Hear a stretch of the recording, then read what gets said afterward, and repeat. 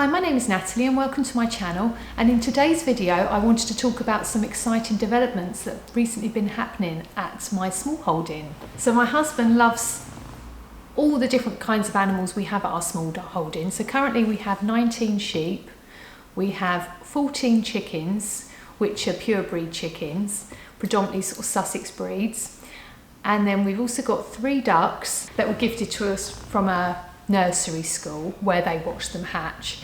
2 of them are Peking ducks and 1 is a running duck, and we're currently not sure at this stage, because we've had them a few months now, whether they're male or female. So we think the Peking ducks are most likely male. The running duck we're still not sure about, it's possibly a female, but we're just going to have to see if they lay some eggs. So we've got water, got like a makeshift pond we've done for them and everything on the small holding. So you think with a full-time job and everything, that would be quite a few animals to look after on the land. But my husband was really drawn to the Angora goats. And it's not been an immediate decision. It's something we've talked about over some time and had to think about and researched, because I've always thought goats can be obviously quite mischievous, escape artists, you know, things like that. So I wasn't sure whether that would be a great addition to the small holding. But the reason we were thinking about the Angora goats was because they produce mohair wool, which again all ties in with the small flock yarns business, which would be amazing. So after quite a bit of research, we decided if we got a manageable number, then it's something we can look at having on the land. We have enough. We have just under 5 acres, so we have sufficient land for some goats on there. So as we did some more research, my husband found a place in the Cotswolds who also do socks. I'll put a link in the description below where you can see, and they have a lovely selection of Angora goats there on their land. Now it just so happens they had like a starter flock of 6 goats they were willing to sell, and they're all males. They've all been neutered, so they won't turn into breeding goats. And from our research, we found those style of male goats grow really good fleeces for wool production. So it seemed like a really good opportunity to get these goats from them.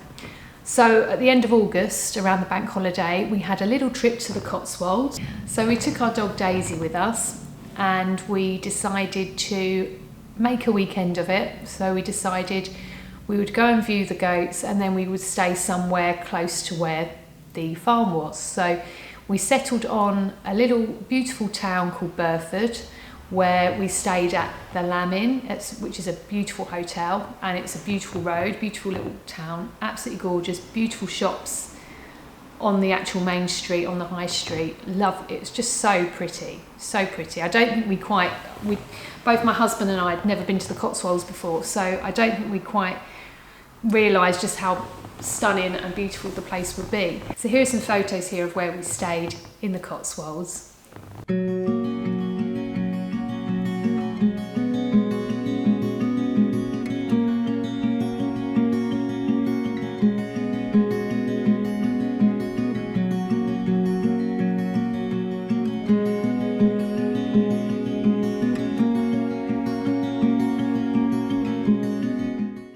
So as you can see at the end of that video, I also took some knitting with me, and I was able to sit outside in the sunshine and do some knitting whilst I was there, and also in the car whilst travelling as well.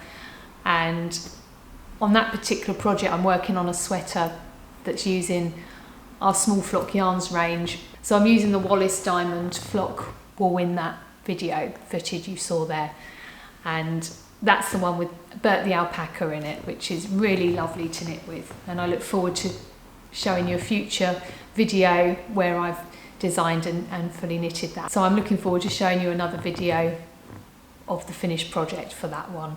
So also what was great about getting these goats was that they were due to be sheared within the next few weeks of us viewing them. So the owners explained to us how it's quite difficult to find specialist goat shearers, the fleece they have, and it's quite, like I said, quite specialist because of the way it has to go across their sort of softer skin. It's not quite the same as sheep. So at that moment in time, we didn't know whether our sheep shearer is also able to do Angora goats or not, because obviously they've got to try and save the fleece as much as they can for the wool production, so you don't want it all in bits and everything like that. So I just want to show you some footage now of when we actually went to the farm to see them.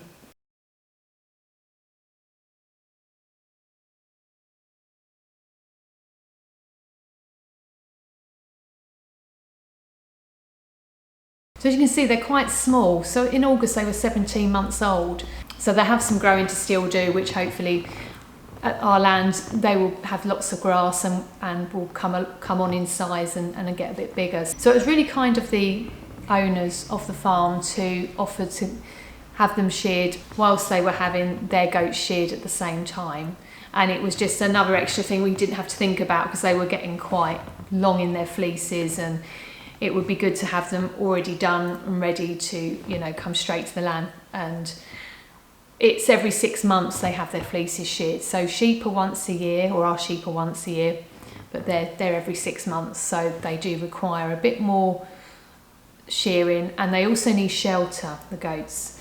They don't like the outdoors they don't mind the outdoors, but they do like to have some nice shelter, more so than sheep do. So we had to make sure at our small holding there was enough sufficient, sort of like a hut for them to go in, as well as being outdoors, so that they can shelter from the elements, especially when they're sheared as well. So we contributed towards the shearing costs for our goats, and we were able to then, several weeks later, pick them up and transport them back to our land in Sussex, along with the pre-sheared fleeces as well that we could bring back, which was great, because that means the next time we see Roger at Diamond Fibres, we can take them to him.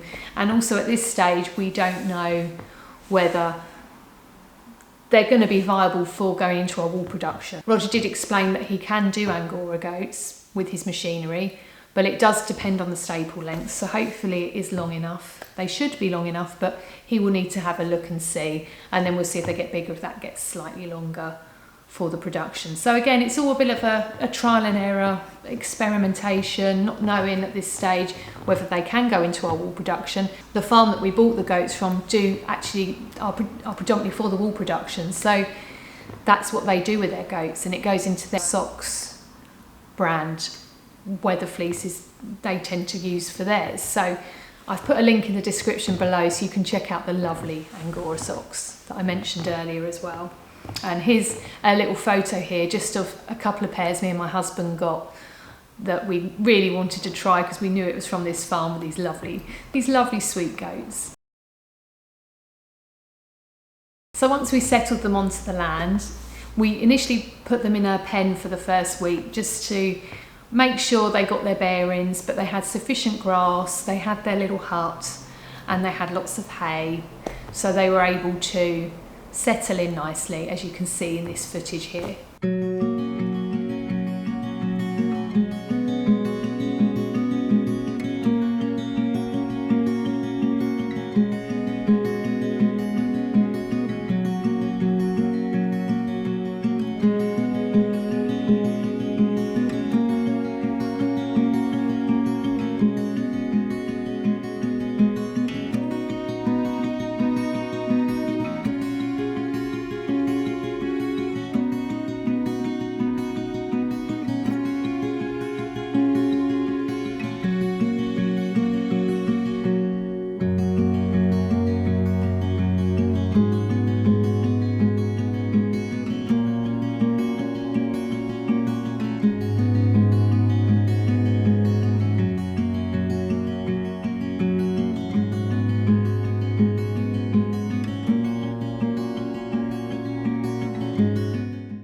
So this weekend just gone, we've actually opened the pen up for them to go more into the field, which is quite exciting. So they've got a bit more to explore, which is quite nice, and they're proving very friendly.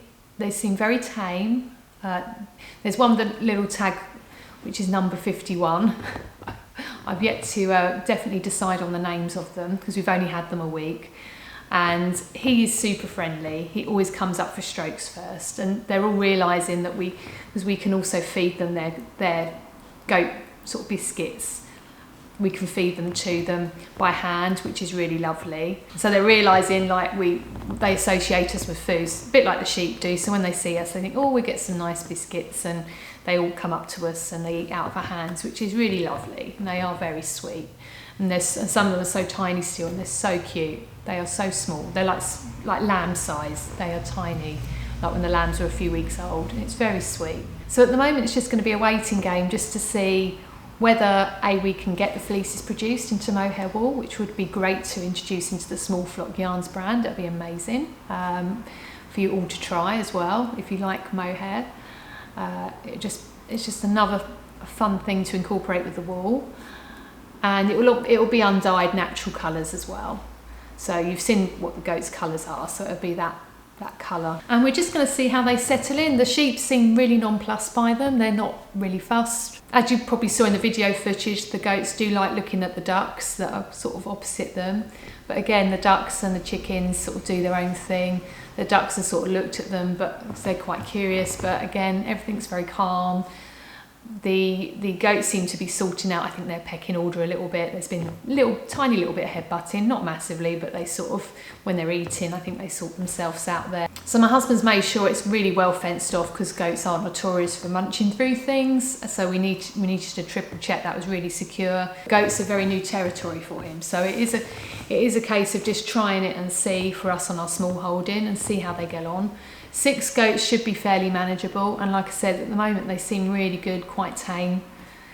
They don't seem remotely sort of boisterous at all. They're very sweet and they love cuddles and strokes, so that's really lovely.